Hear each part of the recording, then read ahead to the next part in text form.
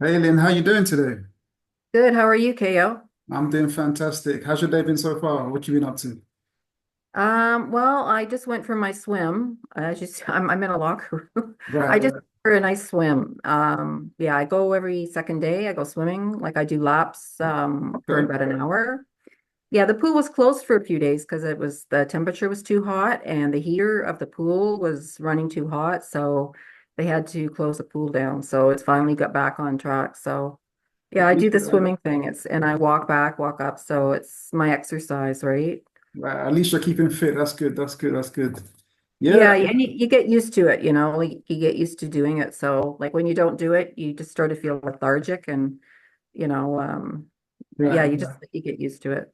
Right. So What go do ahead and yeah, go ahead and tell the people who you are, what you do, and why you do it, Lynn. Okay. I'm a certified relationship coach and hypnotist, and I help people heal after leaving a toxic relationship with a narcissist. People that come out of these relationships or that are in them are very depressed, anxious, low self-esteem, feeling confused, feeling invalidated, feeling unheard. And the narcissist has taken over, and it's a codependent sort of narcissist dance they do. The narcissist has sucked them in, and they aren't happy because the narcissist is draining all their energy. So they decide I'm not happy, but when they leave the relationship, they are feeling depressed, loss of self-esteem. And what I do is I have a 3-month coaching program called Reclaim Your Life and Joy After Leaving a Toxic Relationship. And I help them to heal from these symptoms they have. I'm also a certified hypnotist, so I help with the subconscious mind, because when you're in a depression, your mind is not functioning, you're feeling at a low vibe, and the self-hypnosis helps to up that game and up the mindset. So Yeah. yeah, and I'm passionate about it because I myself, my three closest relationships, my ex, my mother, and my good friend were all narcissists. So I got through the relationships okay, but I was struggling with my own mental health and my health. So I decided to heal from the aftermath of being in these relationships. And now I help others because I know the pain. Right. Um, I've been there. So yeah. So it all came from like personal experience in your personal life, right? So Big time. right, right. So, what were some of those struggles that you went through? Like, you said that you had a narcissist in your personal life. What were some of those struggles like for you, and how did you get through them? Okay, sometimes the struggles were my mother and I were getting along. My mother and I got along, we were really young. We were really close actually, but as I became older and got a boyfriend and I became like an adult, she showed signs of narcissism. So she would invalidate me, she would demean me, not all the time. Like I would say she had traits. She wasn't a full blown because she could be very kind, she could be very giving, but she could be controlling. Why are you coming home now? Or, Lynn, you've looked like you've put on a few pounds. Like, is something going on with you? Or, um,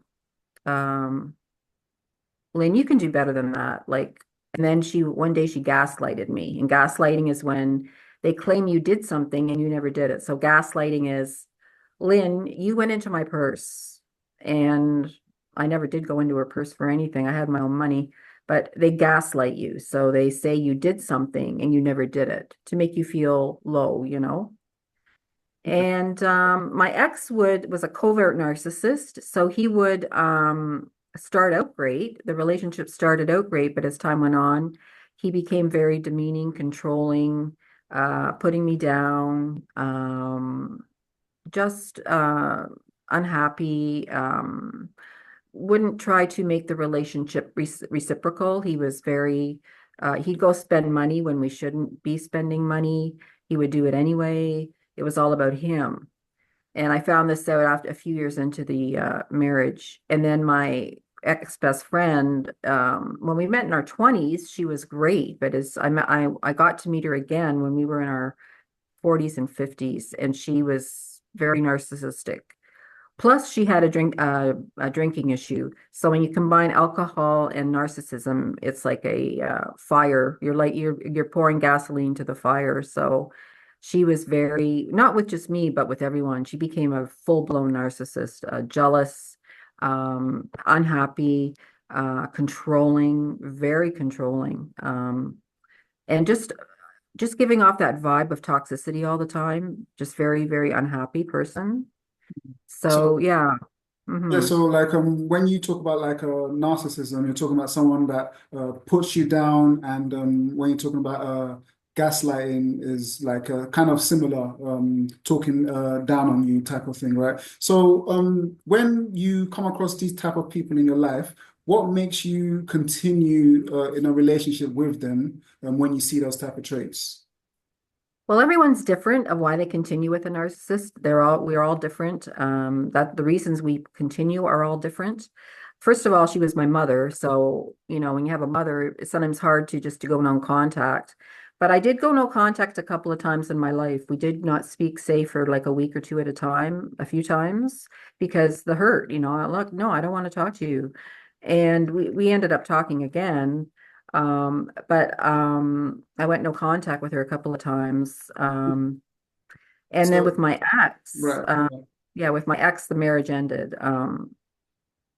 He just wasn't cooperating. Like it was like talking to a brick wall, like everything I said went in one ear out the other. And then there was disrespect at the end, not being home when he should be. And um, he was always great with the kids. I have to give him that credit. But as far as with me, not being home and the relationship was just more like it was his relationship, right? When he felt like doing something. And I was doing when I'm raising the children, I did a lot of the work myself. He was there, but he was there sort of when he wanted to be and when he felt convenient. And I just became slowly miserable. And I decided one day, like, I can't do this anymore. Like, I'm trying. I tried for 2 years straight. And I says, I can't do this anymore. Like, I'm very unhappy. And the kids need a happy mom. So I went to a lawyer and I started a process. And they sort of give you no choice because they're not going to change. So you A said the marriage narcissist. lasted for 2 years. It lasted for 2 years. Yeah, well, I'd say that when it was really bad, and I sort of really put in an effort to try to make it work, have patience and listen to what he was saying to me, like, and I had support. I had people supporting me with it, but it's not. It's like you're talking to a brick wall. It's nothing comes back that's really, and then my best friend, she was just, like out to lunch, like I'd call her up and she'd say, you're nuts. Or we'd be out at a party and someone would ask me to dance and just a regular dance. And she'd say after when I sat down, what are you dancing with him for? Don't you have a boyfriend or something? I said, excuse me? I said, we were just like just having and then I sat down, like, what's your problem? And she goes, you shouldn't be dancing with him. Like, what's your problem? And the thing is with the alcohol, she would start yelling it in front of everyone, right?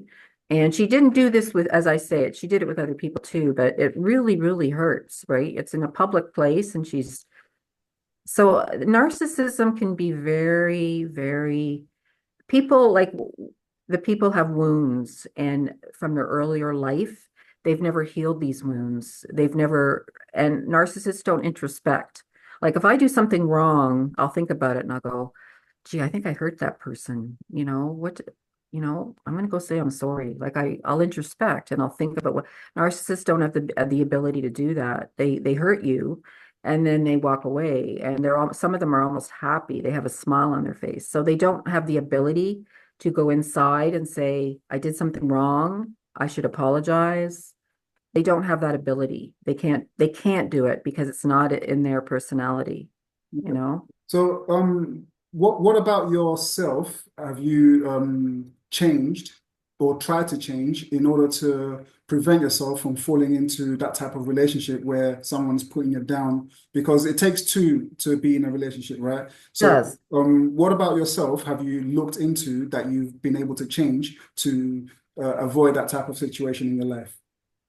Well, a lot of times, when you have one or two parents that are narcissists, say just one, you can have two too, but I had one. The chances of marrying or ending up living with a narcissist is very high because you've been raised with that conditioning, you've been raised with that atmosphere of, and you've been conditioned. And so I went through the regular, I had a mother and then I married a narcissist. So I went through that. And yes. So I just, sorry, what was the question, Yeah. Kayo? About yourself, like, what did you manage to see within Okay. yourself and change to not fall into that Yeah, situation? I've had to look at myself and say, like, why am I attracting this, right? So I know number one, it was the relationship with my mother. It wasn't always good. And she was a narcissist. And she admitted one day, she said to me, "You're the scapegoat." She said it. And I said, "I'm the scapegoat." "Oh, is that it?" "Oh, okay." And she admitted I was the scapegoat. And I knew I was the scapegoat, but to have actually a narcissist tell you you're the scapegoat, right? So I was the scapegoat. So I had to, when I healed, I had to learn, and I still have to do it every day. I have to practice every day with toxic people. I have to be tougher. I have to be distance myself. I have to avoid them. I have to not engage. Be like, and if I don't know them well, just say hi, talk about the weather, talk about little things, nothing deep, nothing serious, just keep it light. And every day I have to keep my guard up because I tend to, uh, these people will just do it'll just happen again, right? They suck you in. Now that I know about narcissism and I'm educated in it also, I see people in these relationships from the outside. I look in and I see these people in these relationships and I just see me, and I see how unhappy they are. They can't figure out what's going on. Why is this person so miserable? Like, why do I feel so upset? Why can't they just be kind? Why are they always shouting and screaming? Why are they controlling me? Like, and I see it and I get it now, right? Because I didn't also heal myself, but I also became very, very educated in it. And I'm thinking of going and getting becoming a psychotherapist because I've always loved psychology. I should have gone into psychology when I was young, and I didn't. I went into other things. So I'm thinking of becoming a psychotherapist because it deals with I love what attracts with people, why they do what they do, the behaviors and things like that. So, Yeah, so um, you did yeah, mention that like you get sucked in by people like this. So what is it about this type of behavior that sucks you in and attracts you to that? What is it about people that put yeah. you down that is sucks you? Well, yeah, what narcissists do is you first meet one, they are so like friendly, they are so kind, they give you a compliment, they're asking about you, like where do you live and what do you do and they're taking an interest in you and you're thinking, gee, this person's really really likes me, like they really seem to be interested in me, like that's nice. And so they show you it's called love bombing and they'll just push all this love onto you, like all this attention. And you're thinking, wow, this person's really, really nice person. Like, let's be friends, Like I like this person. Seems to be interested in me. I seem to be interested in them. Let's make this work, right? And that's what they do. They're all nice and perfect and kind and friendly and positive. And then as you get into the relationship, you start to see red flags. You'll start to see things like, um, where did you go yesterday? I called you, but you weren't there. Where were you? Or, you'll hear, that dress you're wearing, I don't like it. It doesn't look good on you. What's wrong? Why did you pick that dress? Or, you start to hear these, like they can be demeaning or um, another thing they do is they'll ignore you. Like when they start to go into that, when the mask starts coming off, their nice mask, it starts to fall off, they'll start to like ignore you. Like you'll come in and they'll just, ignore you. And then the next day they're all friendly to you, oh, hi, how are you? Like, how are you doing? Nice to Like it's like Jekyll and Hyde, you know. One day they're great, the next day they're not. The so it's a personality disorder, and it's something that they can't change. And it's something if narcissists try to go to therapy, 99.9% will either walk out, say it's not my problem, I didn't do anything, or and the chances of a narcissist saying to you, Lynn, I'm so sorry I hurt you. Like, I really am. I know I was wrong. Like, can you accept my apology? Let's be friends. You will never hear that from a narcissist because narcissists will never look at themselves. They Okay. don't look at themselves and they don't acknowledge they did something wrong. They always project the blame onto other people. Okay. So Like what you're saying they is, project. Hmm. so what you're saying is you either get negative attention or no attention at all, apart from the beginning when it was positive. That's what Yeah, comes. pretty Okay. much. Okay. Pretty So much. basically, what you've discovered is once you get past the initial stage, you start to notice these changes occur, and that's how you've been able to recognize this is not the type of relationship for you. Exactly. Okay, okay. That's exactly it. And I'm an empath, like it's called the codependent narcissist dance. So the codependent is attracted to the narcissist because the narcissist is strong, confident, flamboyant, like, and the codependent is quieter, a little more dependent, like more passive. So, and then the narcissist is attracted to the codependent because the codependent gives the narcissist supply because the codependent says, gee, I love, the codependent is a leader and they love to be the leader. They love to be the one in the boss. So they each feed each other with their energy. Like they feed each other. They feed off each other, right? And so in the end, what happens is the narcissist drains the energy from the empath or the codependent. The codependent is left totally drained because they suck all the energy away with all their demeaning and their controlling and their dominance, and they suck the energy out of the codependent, and the codependent is tired and just doesn't want to do it anymore. So this is usually the pattern of these relationships. And then the codependent decides to leave, and especially if there's children involved, it's harder, it's more complicated. And then they are left with this, like, who am I? Like, I've lost myself. Like, like they totally destroyed me. Like I have no self-esteem. So that's when I come in and I help people to rebuild their life and to find themselves again, and to when they finish my course, their attraction to narcissists are pretty much nil because they found that self-love. Mm. You have to have self-love. And when you're in a relationship with a narcissist, you don't have self-love, because they don't want, they suck it away. So So, yeah. yeah, would you say like a part of the problem is also the codependent being that in that mind state of feeling dependent on someone else? Do you feel like that's part of the problem? Yes. Okay. And Because what ways could that be? codependents, a lot of them were raised by a narcissist parent. So they have a problem too. Yeah.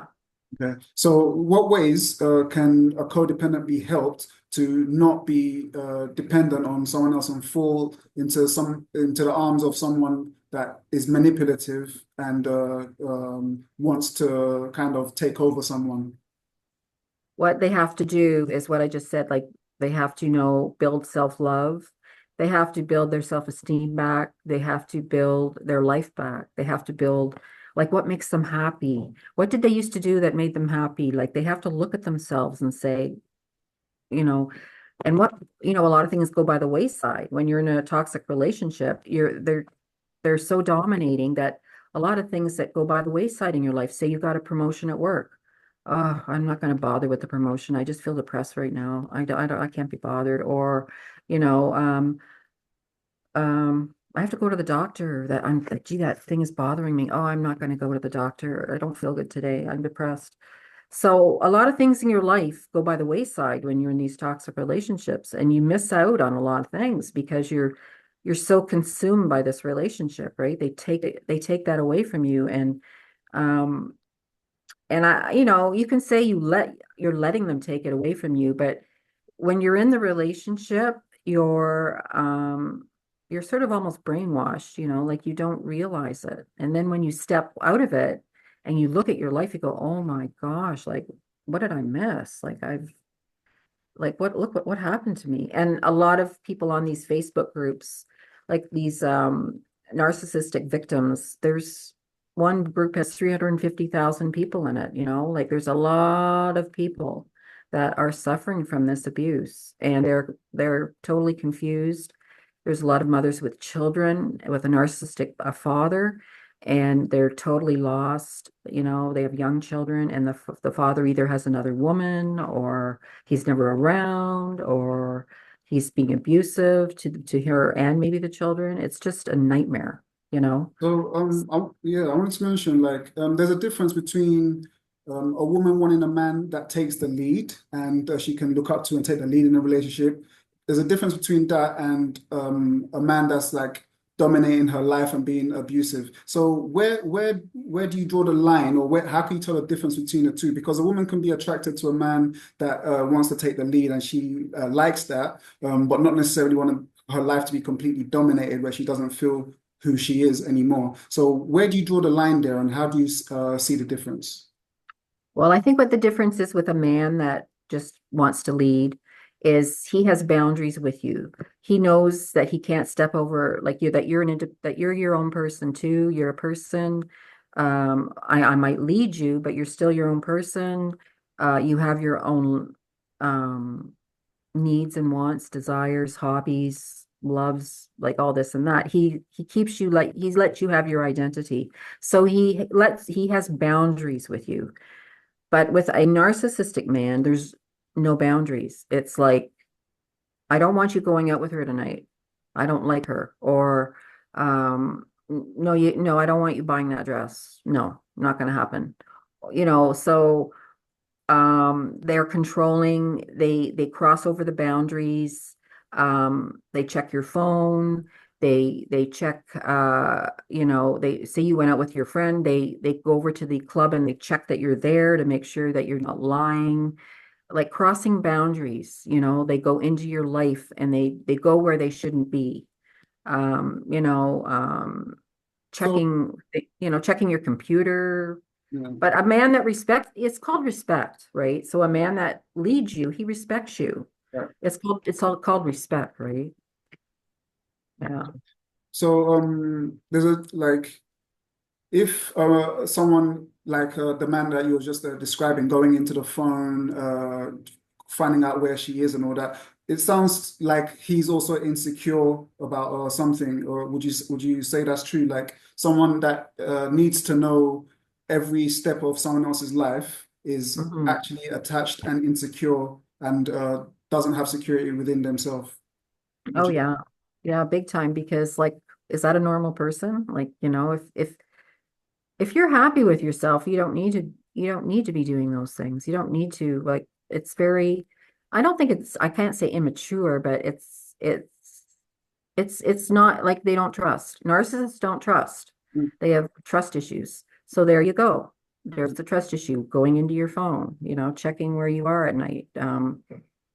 They have a trust issues, and that's why they do these things, right? And then it hurts the other person. Why are you in my phone? Why are you coming here and checking on me? I'm here. Like, what are you doing? And then, they fight and argue, and yeah, it's just So would you it's say? it's just an unhappy scenario. So would you say it's like two insecure people on opposite sides of the spectrum of insecurity that are coming together and like Yeah. bringing out the worst case scenario by both of them being insecure?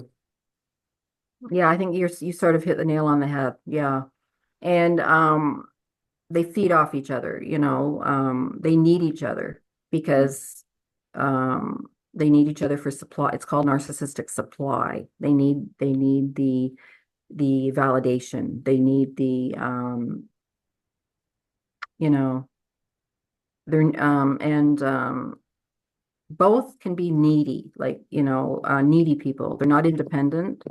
Uh, Sometimes they are, but a lot of times they aren't. Like an independent person, like doing things for yourself. A lot of, especially a narcissist, they're very like, needy, like, um, I want you to be here at 5 o'clock. Like, where are you? Where are you? Why aren't you here? Like, where are you? Where are you? Like, and then calling you up again. Are you leaving work now? When are you leaving? You have to come home. Like needy, Okay, very so needy. like if a narcissist can't exist without a dependent and a dependent can't exist without a narcissist, so it seems like like from what I'm hearing is like they can both be helped in terms of becoming more secure as an individual before going into a relationship. Would you agree with that? Well, the narcissist can't be helped, Why is but that? the because they can't change. Why do you feel like they can't change? When we've discovered that it's an insecurity issue, why do you feel like they can't change? Because it's in their DNA. It's just it's a personality disorder, and they chemically, the brain, they can't change. Yeah, go ahead. Yeah, they can't change because it's programmed into them. It's like it's just solidified in their mind and in their body. They can't change. So in some kind of way, you make it sound like that it's like something that's chronic from birth or something that like is that what you believe that someone that is a narcissist is someone that it's chronic within them and they basically are lost cause? Yeah, it's sort of a fine. There's sort of a wavy line there.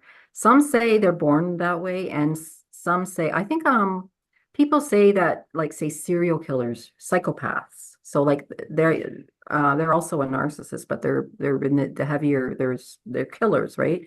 They are a lot of them are at birth born with like a chemical something in the brain, and they are born that way. Some say narcissists are born that way, but then also some say they learn it because you've been raised by a narcissistic parent. And in a lot of the cases, the children, one will be the scapegoat and one will be the golden child. So the golden child is one that never does anything wrong. Oh, you got A's again. You're a perfect child. You're my perfect daughter. They never do anything wrong. And then the scapegoat is the one that, like, oh my God, you blew that again. Like, so they, that's the family dynamic.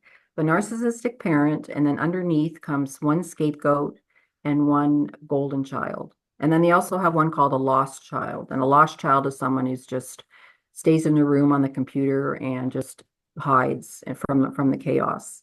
So, Do you believe? so so the golden child becomes the narcissist. Okay. So the cycle continues, right?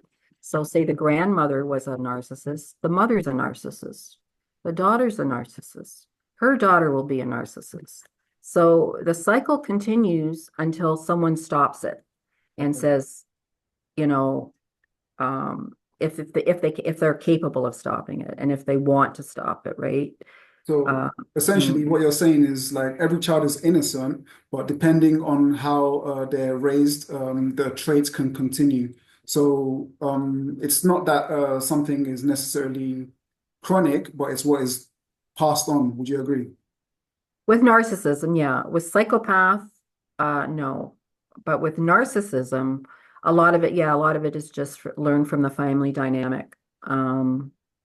It also can happen that the child does become a narcissist on their own. They just become very self-centered. It's all about me, you know, um, controlling with their friends, yeah, they can, but a lot of times I'd say the very, very high percentage, if you see a narcissistic, say 25-year-old, you'll see one of the mother or the father is a narcissist as well. So, yeah. Okay, okay. Well, Lynn, thank you very much for coming on. We've come to the end of the time. Where can people find you, contact you, and find out more about you?